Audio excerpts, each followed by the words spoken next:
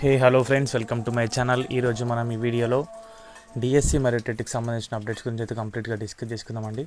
So video end వరకు అయితే చూడండి గైస్. కంప్లీట్గా ఇన్ఫర్మేషన్ అయితే ఏదైతే ఉందో మీకైతే అర్థం అవడానికి ఎక్కువ అవకాశాలు అయితే ఉంటాయి. సో మ్యాటర్లోకి వస్తే కనుక టెట్కి సంబంధించి కోర్ట్ కేస్ హియరింగ్ గురించి మనమైతే ముందుగా మాట్లాడుకుందాం.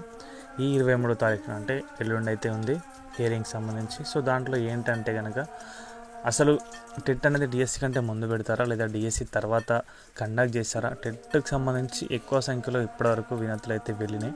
విద్యాశాఖ మంత్రి గారికి అయినా చాలా రోజుల నుంచి అభ్యర్థులు డిఎస్సి నోటిఫికేషన్ రాకముందు చాలా రోజుల నుంచి కూడా ప్రయత్నం అయితే చేశారు.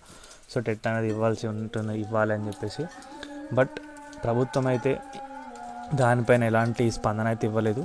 ఓన్లీ డిఎస్సి నోటిఫికేషన్ మాత్రమే రిలీజ్ అయితే చేశారు. అభ్యర్థులు ఏంటంటే మాకు 2024లో టెట్లో మాకు న్యాయం అయితే జరగలేదు, నార్మలైజేషన్ విధానం వల్ల ఫెయిల్యూర్ అనేది వచ్చింది కాబట్టి మేము ఫెయిల్ అయినాం, అంటే కట్ ఆఫ్ రీచ్ కాలేకపోయినాం. సో మాకు ఇంకొక అవకాశం ఇవ్వాలని చెప్పేసి కోరారు. సో అలా అయితే ప్రభుత్వం అయితే చేయలేదు. ఓన్లీ డిఎస్సి నోటిఫికేషన్ రిలీజ్ చేశారు.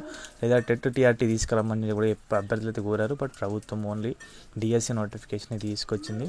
సో దాని పట్ల కోర్ట్ హియరింగ్ అయితే ఉంది. మరి అది కంప్లీట్ అయిపోయిన తర్వాత మాత్రమే మనకైతే ఇన్ఫర్మేషన్ అనేది తెలుస్తుంది. ముందుగా ఎవరు కూడా ఏం చెప్పలేము, ఎందుకంటే అక్కడ ఏం జరుగుతుందో కూడా ఎవరికి తెలియదు.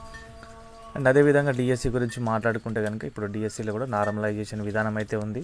సో మనం మార్నింగ్ న్యూస్లో చూసాం, న్యూస్ పేపర్ ఆర్టికల్లో చూసాం, నార్మలైజేషన్ విధానం వల్ల ఎవరికి ఎలాంటి నష్టం లేదని మెన్షన్ చేశారు. బట్ 100% నష్టం అయితే ఉంటుంది. ఎందుకంటే కొన్ని పేపర్స్కి టఫ్ ఈజీ కాకుండా నార్మల్గా వచ్చిన పేపర్స్ ఉంటాయి, మామూలుగా వచ్చిన పేపర్స్, వాటికైతే ఎలాంటి యాడ్ స్కోరింగ్ కానీ నెగిటివ్ స్కోరింగ్ కానీ అయితే ఉండదు. సో కొందరు దాన్ని టఫ్గా ఫీల్ అవుతారు. అప్పుడు నార్మలైజేషన్లో మార్క్స్ కోసం ఎక్స్పెక్ట్ చేస్తారు. బట్ కొన్నిసార్లు కాదు. అలా చాలా విధానాలు అయితే నార్మలైజేషన్ వల్ల అయితే నష్టాలు అయితే ఉంటాయి గైస్. మరి చూద్దాం, ఇంకా సమయం అయితే 15 రోజులు అవుతుంది. ఇది దీనికి సంబంధించిన అప్డేట్ అయితే. వీడియో నచ్చితే వీడియోకి అయితే ఒక లైక్ చేయండి. మన ఛానల్కి ఎవరైనా కొత్తగా వచ్చుంటే సబ్స్క్రైబ్ అయితే చేసుకోండి. థ్యాంక్స్ ఫర్ వాచింగ్ అందరికీ. బాయ్.